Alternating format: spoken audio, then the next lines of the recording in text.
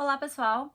Estamos de volta com mais um vídeo do nosso projeto de leitura 6 livros para 2023. Eu vou deixar o vídeo de apresentação do projeto aqui em cima nos cards, lá embaixo na descrição, para vocês darem uma olhada.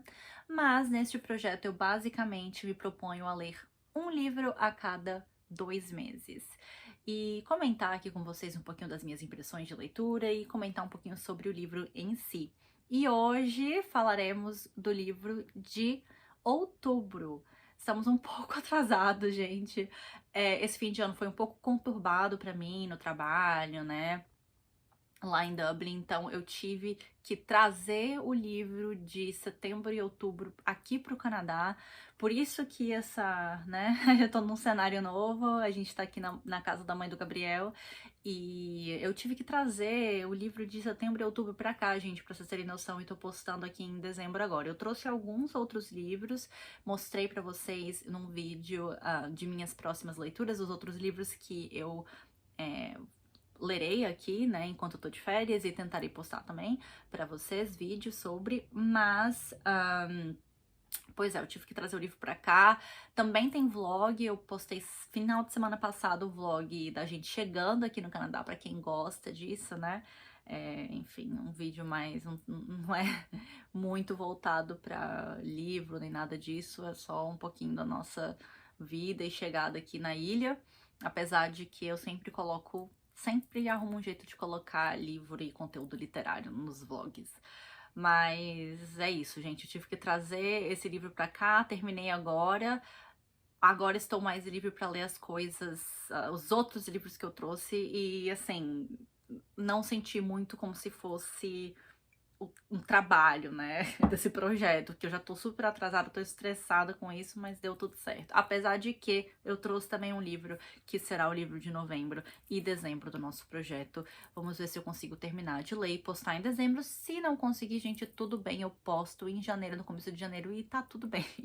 Tá tudo ótimo. Eu acho que muito provavelmente isso vai acontecer, mas pelo menos eu consegui vir aqui, né, para o Canadá, trazer esse livro, terminar esse livro, e estou agora gravando para vocês o vídeo, gente. E agora, sem mais delongas, né? O vídeo será sobre este livro aqui do Stendhal, O Vermelho e o Negro, gente. Que livro maravilhoso! Eu terminei de ler ontem pela manhã e não consegui parar de pensar nesse livro desde então.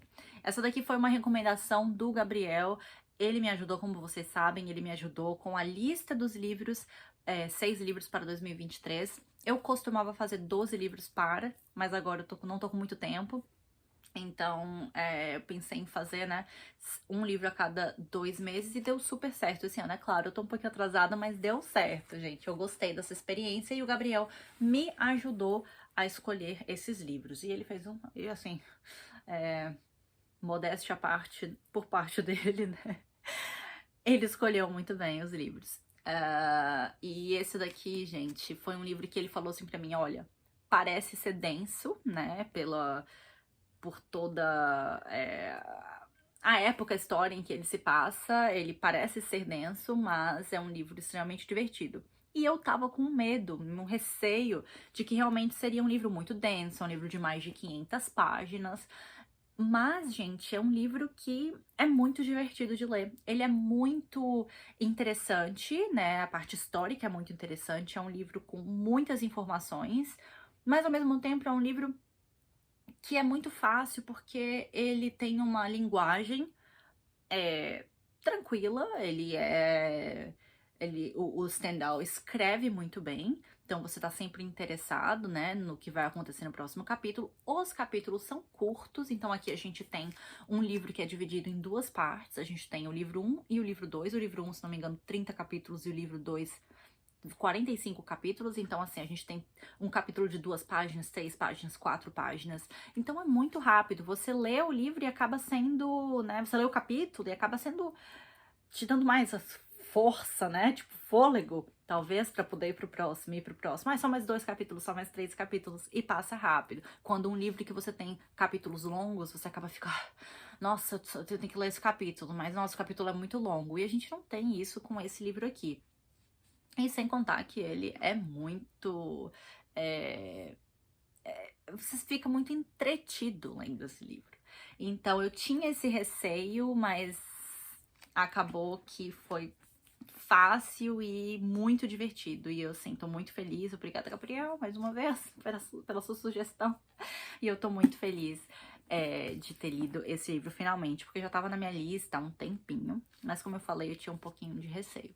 Mas, gente, vamos conversar um pouquinho antes sobre o Stendhal. Na verdade, o nome dele não era Stendhal, era, quer dizer, era, né? Henri Marie Bell. Não sei como é que pronuncia o último sobrenome, o sobrenome dele, né? Vou colocar aqui embaixo pra vocês. Mas o pseudônimo dele era Stendhal. Eu acho que em francês se pronuncia Stendhal. Uma coisa assim, o Gabriel falou, eu já meio que esqueci, mas tudo bem. E o Stendhal, gente, ele é um autor, né, escritor francês muito famoso, um dos maiores nomes da literatura francesa. E ele nasceu em 1783 e faleceu em Paris em 1842, se não me engano. Então ele estava aí próximos dos seus 60 anos de idade. E ele faleceu de apoplexia nas ruas de Paris, eu acho. Acho que tem até essa informação no livro aqui. Essa edição é muito boa, é a edição da Penguin, gente. Ela tá em inglês, mas como vocês sabem, eu sempre deixo aqui embaixo os links para vocês adquirirem os livros na Amazon. E eu deixo os links sempre do livro em inglês e em português. Então eu vou deixar em inglês, né, da Penguin. Vou ver se eu consigo achar. Se eu não conseguir achar, eu coloco em alguma outra edição. E também deixarei o em português. Mas essa daqui, né, ela tem meio que uma cronologia da vida do Stendhal. Então aqui, 1783, 23 de janeiro, ele nasce, né? E aí tem toda a vida dele aqui em em todos os momentos, né, importantes da vida dele. A gente tem aqui uma leve biografia. E, inclusive, quando ele publicou os livros mais importantes, né, os romances mais importantes dele. A gente tem a introdução também, que é uma introdução bem tranquila, né? Ela não é muito longa, se não me engano. Olha, a Lene tá falando, não sei se vocês escutaram a mãe do Gabriel. Ela falou, bonjour! Que ela acabou de acordar da soneca dela. Bonitinha. Mas aqui a gente tem uma introdução bem bacana, e o livro em si, e aí no total a gente tem 532 páginas. A gente também tem muitas notas, né, essas notas, não é appendix que a gente fala, são notas. Eu aqui procurando o nome específico da nota e a nota. Mas a gente tem durante o livro, né, os numerozinhos em cima das palavras e aí as notas aqui embaixo. Não é uma nota de rodapé, então às vezes pode ser um pouquinho complicado quando você tá passando, né, do texto pra nota, mas eu acho que já tô acostumada com isso. Eu acho que tinha a mesma coisa no livro que eu li gente, esqueci, Jane Eyre. Acho que o do Thomas Hardy também é a mesma coisa, a mesma estrutura. O do Charles Dickens também é a mesma estrutura, então agora eu já tô acostumada. Eu estranhei um pouquinho no começo, eu prefiro quando é nota de rodapé. Como vocês sabem, eu gosto muito de Dostoiévski, eu leio pela editora 34. Da editora 34, todas as notas, elas estão aqui né, no rodapé da página, então é muito mais fácil, mas eu acabei me acostumando com isso e eu acho que na Penguin é sempre assim, né, se não me engano. Em português também. Bom, gente, o Stendhal, tava falando um pouquinho da vida dele, né? Ele era conhecido por ser liberal, né? Uma figura que acreditava né, na ideia da república. Ele era republicano e ele meio que rejeitava todas as ideias relacionadas à religião e à monarquia. E isso fica bem claro aqui nesse livro. Ele tem um dado momento na vida dele que ele vai pro exército, né? Mas aí ele começa a voltar mais para a área de literatura e ele escreve então vários livros, romances importantes. E o livro, creio que o livro mais importante dele, que é o seu romance de formação, acredito que seja O Vermelho e o Negro. Sobre o título do livro, do livro, o vermelho e o negro. Algumas pessoas falam que o negro, né, o preto, vem da batina dos padres, e a batina, né, a roupa que o próprio personagem principal usa, que ele usa preto, e o sangue, o vermelho vem do sangue. Mas também tem outras pessoas que falam que o vermelho vem do antigo uniforme da França, que antes de ser azul claro era vermelho, e enfim, não sabemos o porquê, mas. Ou então sabemos e eu não sei, eu não fiz a minha pesquisa, né? Tão boa assim, mas pelo que eu li, eu vi que tem essas duas opções, né? E possibilidades aí do nome, o vermelho e o negro. E aqui esse livro, gente, ele foi publicado em 1830 e ele também se passa nessa época, na época da Restauração, que foi o período entre 1814 e 1830 lá na França, e foi depois de Bonaparte. Então a gente tem aqui como personagem principal o Julien, que é um fã número 1 de Napoleão Bonaparte. Então é muito interessante historicamente, né, esse período da Restauração, que foi o período do novo regime Bourbon. Então a gente tem aqui uma monarquia constitucional na França, depois de Bonaparte, e foi um período bem delicado, né, político, assim, da França, onde as pessoas que eram liberais e tinham essas ideias, assim, não vou nem dizer bonapartistas, mas que também tinham esse viés voltado, né, para esse lado. Eles não tinham uma liberdade muito grande para falar.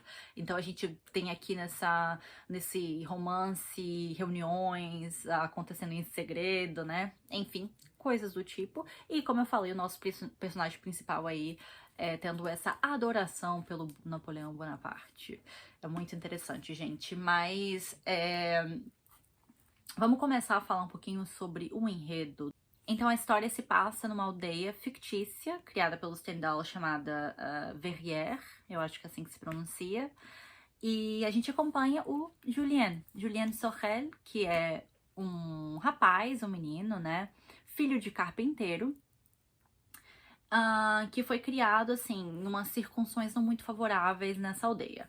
O que acontece? O pai dele era carpinteiro, mas ele recebe assim, terras e dinheiro, fortuna, não lembro agora se foi do prefeito da cidade, mas ele acaba recebendo, né, uma quantia aí de dinheiro, então ele acaba, né, tendo dinheiro, mas na sua posição social ainda é baixa, então ele ainda é um carpinteiro. Então o Juliano, ele é criado dessa forma, mas também não tendo acesso ao dinheiro, porque a circunstância, né, familiar dele não é lá muito favorável. O pai dele o maltrata muito, os irmãos dele o maltratam. Eu acho que parte porque o Julien, ele é mais mirrado, ele é mais magro, assim, ele não trabalha muito com as mãos, ele passa grande parte do tempo lendo, ele lê alguns livros específicos que ele é viciado, né, principalmente o livro da biografia de Napoleão. Ele ama Napoleão. Assim, pra ele é como se fosse, né, ele endeusa muito essa figura histórica. E aí ele passa grande parte do tempo dele lendo, e o pai e os irmãos dele o maltratam, batem muito nele, né? Então ele acaba crescendo nessa situação e, assim, sem aproveitar o dinheiro da família nem nada, só realmente passando por umas dificuldades psicológicas. Esse romance é tido como romance realista, né? E também histórico psicológico. E com certeza tem muita história aqui nesse livro, então ele pode ser chamado um pouco, né, assim, de romance histórico, mas eu penso que a parte psicológica do livro é muito forte. A gente sente que a gente tá dentro da cabeça das personagens. Então eu meio que sinto tudo que o Julien tá sentindo. E que outras também personagens estão sentindo. Porque esse livro não é em primeira pessoa. Então a gente tem a visão de vários personagens. Assim, não a visão de vários personagens, mas a gente consegue entender da onde esses personagens estão vindo, né? Assim, por que eles estão agindo de uma certa forma, por que eles pensam assim e assado. Então eu penso que é um romance muito focado, assim, no lado psicológico. E a gente acompanha o Julien meio que se transformando. Como eu falei, é um romance de formação, então a gente tem várias etapas, né, da vida do Julien, começando quando ele é mais jovem, ele é adolescente. Na verdade, eu acho que ele acaba de fazer 18 anos, alguma coisa assim, ou 19. Não é um período muito longo, então a gente não tem a vida inteira do Julien. Eu não quero dar spoilers, mas não é um período muito longo que se passa o livro. É mais curto, é menos do que 5 anos, mas a gente acompanha ele tentando de todas as formas subir, né? Ter uma ascensão social. E a gente vê o Julien fazendo coisas que beiram o absurdo para ter essa ascensão social.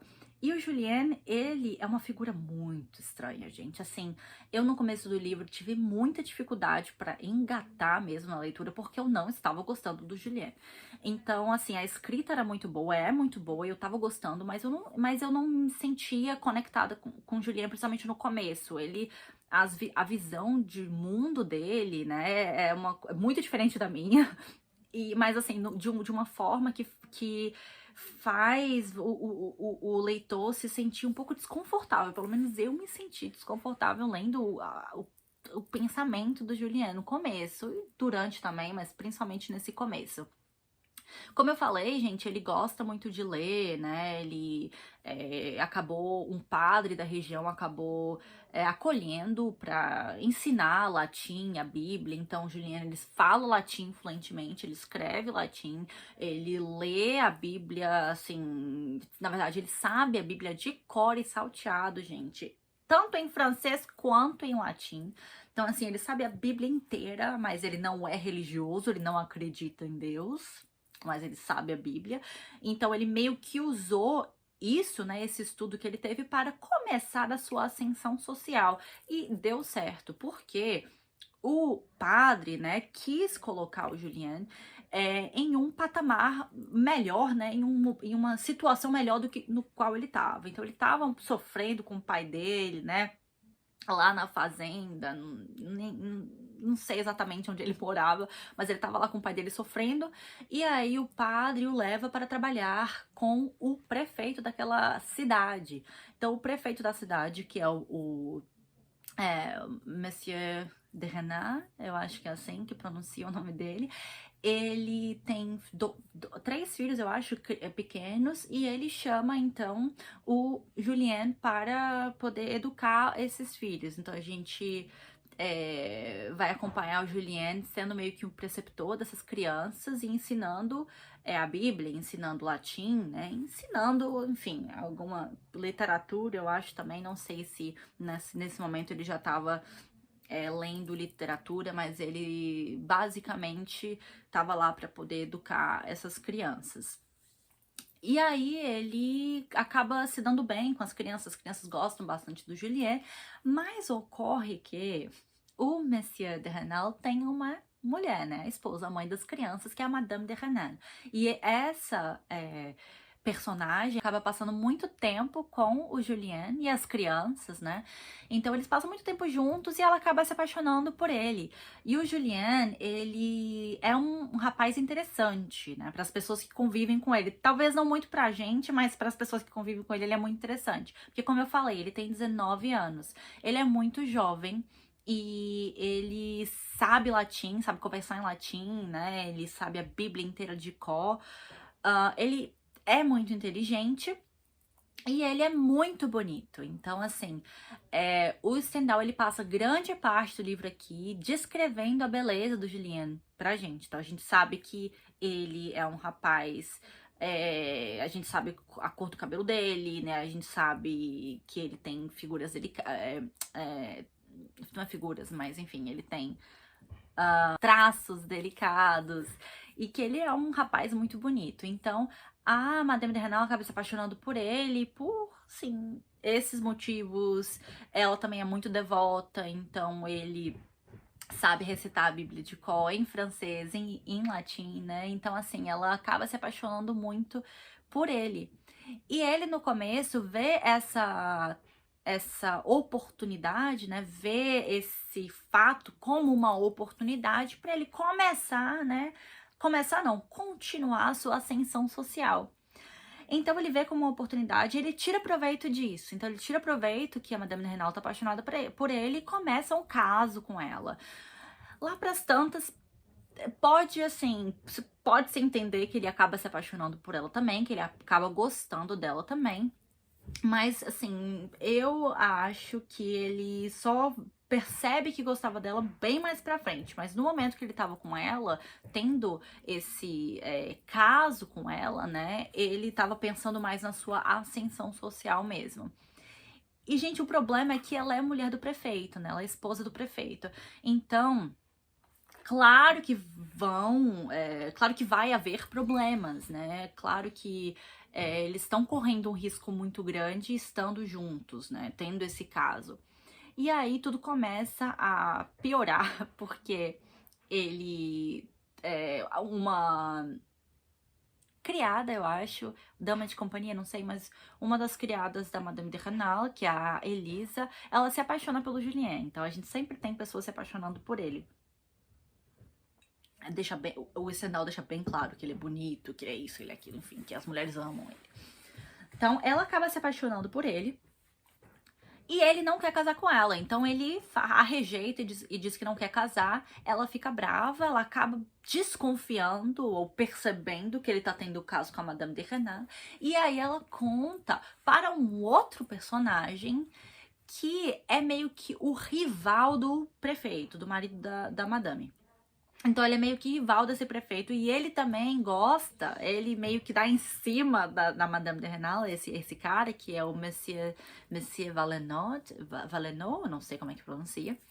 Mas a Elisa acaba contando pra ele que a esposa do prefeito tá tendo um caso com o Julien, porque ela tá brava que o Julien não a quis, enfim, aí ela vai lá e conta pra esse cara que é o inimigo aí do prefeito. Então, o que esse cara faz? Esse cara resolve escrever uma carta anônima e envia pro prefeito dizendo que a mulher dele tá tendo caso com o Julien. Gente, o Julien tem que, né, sair de lá, então ele se despede da Madame de Renal, que ainda é apaixonada por ele, e ele acaba fugindo das terras, né, do prefeito, porque ele morava lá, né, com eles na casa. Então ele acaba fugindo e um padre chamado Pirard, ele acaba o acolhendo. Na verdade, o Julien, ele é mandado, eu acho que o padre que acabou criando, né, quando ele era mais novo, de certa forma, o educando, o manda para esse seminário. E nesse seminário ele conhece esse padre chamado Padre Pirard, que acaba sendo uma influência muito grande em sua vida. E assim, na verdade, nem tanto uma influência, mas como um amigo mesmo. Então, ele acaba morando lá nesse seminário, né, depois desse escândalo que o envolveu lá nas terras do prefeito. E ele fica lá estudando, né, para se tornar um padre, mas o que acontece? Lá também ele tenta ascender socialmente, então ele não usa mais o romance para conseguir tal coisa. Ele acaba se voltando então para o estudo mesmo religioso, para ver se ele consegue de alguma forma ter essa ascensão social. Então, entenda, ele em nenhum momento estuda porque ele é devoto, ele não é religioso, ele não acredita em Deus, e ele deixa claro isso no livro. Ele tá estudando a Bíblia, ele tá fazendo tudo que é para ser feito para ter essa ascensão social.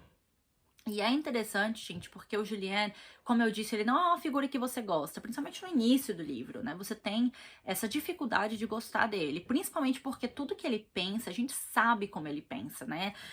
Como ele pensa em relação a mulheres também, isso fica muito claro nesse primeiro caso que ele tem com a Madame de Renal, nesse caso que ele tem com ela, né? Fica muito claro a forma como ele meio que olha para mulheres, como se ele sempre tivesse que estar acima delas, pra ele se sentir bem consigo mesmo. Então é uma coisa meio doida, né, na cabeça dele.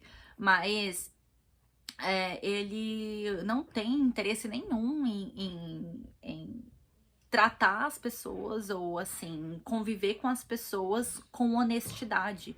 Ele faz tudo tentando por aparências. Então, toda forma que ele se conecta com pessoas ou se relaciona com pessoas é tentando parecer alguma coisa. Ele nunca é honesto. Então ele pensa de uma forma e aí ele age de outra. Então ele age com muita ironia, né? Ele é super falso. Então, assim, você tem muita dificuldade de gostar dele no início do livro, assim, no decorrer do livro também. Mas ele é uma figura que você também, ao mesmo tempo, sente pena dele.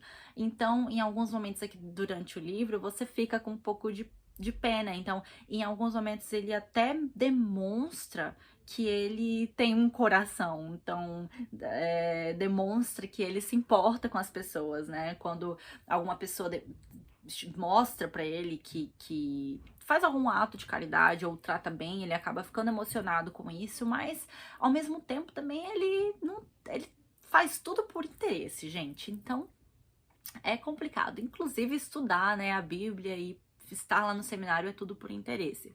Ele acaba caindo nas graças de um bispo lá nesse seminário, e aí tem o padre Pirrar também, que o ajudou muito, né, durante a estadia dele no seminário e também depois desse período. O que acontece? Esse padre consegue que ele vá ser secretário de um marquês. Não sei qual que seria né, a palavra em português, marquês, não sei, mas Marquis de la Mole. Então esse cara tem muito mais riqueza do que o prefeito, né? Ele tá em Paris, então o Julien tem que viajar para Paris para morar lá com esse cara e ele vai ser o secretário dele. Então ele vai trabalhar diretamente com ele, né, escrevendo, enfim, ele copia, né, cartas e tudo mais. Aí ele vai trabalhar com esse cara, o padre falou, esse jovem, ele é muito inteligente, ele fala latim, isso, aquilo, ele é muito inteligente e manda, e aí o Marquês fala, ok, tudo bem. Então ele vai pra casa desse Marquês. Chegando lá, gente, as coisas estão indo bem pro Julien. O Julien tá assim, ele é, como eu falei várias vezes, né? Ele é bonito, ele se importa com a sua aparência, ele sempre se veste bem e as pessoas acabam gostando dele por causa disso, gostando também pelo fato de que ele assim, consegue recitar a Bíblia, consegue recitar, tipo, ele tem uma memória muito boa, ele é muito inteligente, então ele consegue memorizar coisas e ele também fala tudo que as pessoas querem ouvir, então ele pensa, essa pessoa quer ouvir isso, aí ele fala, na mesa do jantar ele fala uma coisa que a pessoa quer ouvir, né, então aí, sabe, ele é muito engenhoso em fazer com que as pessoas gostem dele. Então ele consegue ter uma ascensão ainda maior aí na casa do Marquês. E, gente, tem uma personagem que também é a outra heroína da história, né? Uma é a Madame de Renal e a outra é a filha do Marquês, que é Mademoiselle de la Mole. E a Mathilde, né? Mathilde, não sei como é que se pronuncia em francês, vou falar Mathilde. E essa personagem, ela é muito interessante. Ela é, assim, muito bonita, muito inteligente, muito interessada em política. Ela tá sempre, né, engajada nas conversas. Ela faz parte da alta sociedade de Paris. Então, nos jantares, né, em suas rodas de conversa, ela tá sempre, enfim, super engajada. Ela sabe, ela é muito interessada em história da família. Enfim, ela realmente é uma personagem interessante. Mas ela, gente, ela se acha, assim, superior a muita gente, inclusive todo mundo que faz parte lá daquela alta sociedade. A única pessoa, assim, que ela ama de paixão é o pai dela.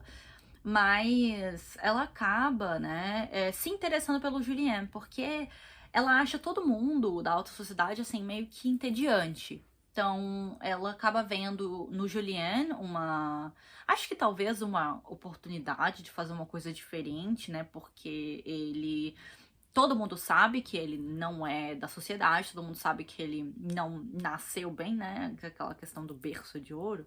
Então, assim, ele tem isso de diferente, mas ao mesmo tempo ele é muito inteligente, o pai dela gosta muito dele.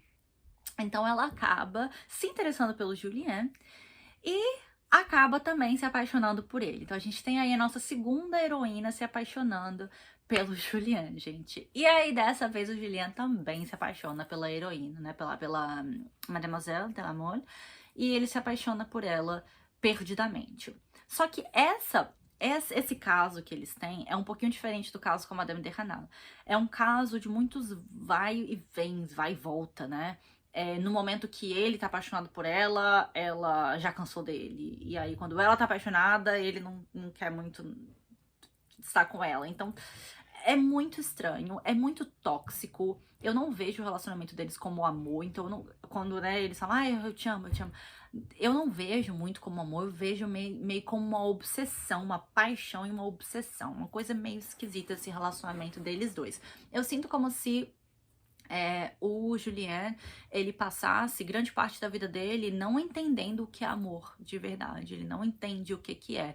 Ele usa os relacionamentos com as pessoas para poder tirar alguma coisa. Então ele tá sempre pensando o que eu posso tirar, né? O que eu posso ter com isso? O que eu posso tirar disso, dessa situação, desse relacionamento, enfim. E eu sinto que isso também acontece, né, com esse segundo relacionamento aí que ele tem com a Matilda. Então, assim, gente, eu não vou dar muitos detalhes agora, porque, imagina, né, ele teve um caso com a esposa do prefeito, fugiu, foi pro seminário, depois vai pra casa desse marquês, e aí tá tendo um caso com a filha dele. E um caso complicado, não é um caso tão simples assim, é diferente. E assim, é bem interessante ver esses dois casos que ele tem, né? E quão diferente eles são. Mas, como eu disse, não vou dar mais detalhes. É interessante ler o livro e ver o que acontece na próxima página. Mas, gente, vale muito, muito a pena, assim. Essa leitura foi uma leitura muito interessante, foi muito divertida, nossa, super entretenimento de boa qualidade. Então, assim, se você não leu Vermelho Negro ainda, não é difícil, tá? Não é complicado, não é denso. Pode pegar e ler que você vai se divertir horrores. É um livraço. Com certeza tem uma né, carregada aí, um peso, né, uma coisa mais psicológica que pode te levar a ter momentos de reflexão. Eu tive com certeza, mas eu gostei bastante do livro, gente. É realmente um livro muito bom. E é isso. Depois vocês comentam aqui embaixo se vocês já leram, se vocês gostaram do livro, se vocês têm, enfim, né, alguma coisa, alguma opinião. Mas eu, com certeza, aproveitei muito essa leitura. Muito obrigada por assistir e nos vemos no próximo vídeo.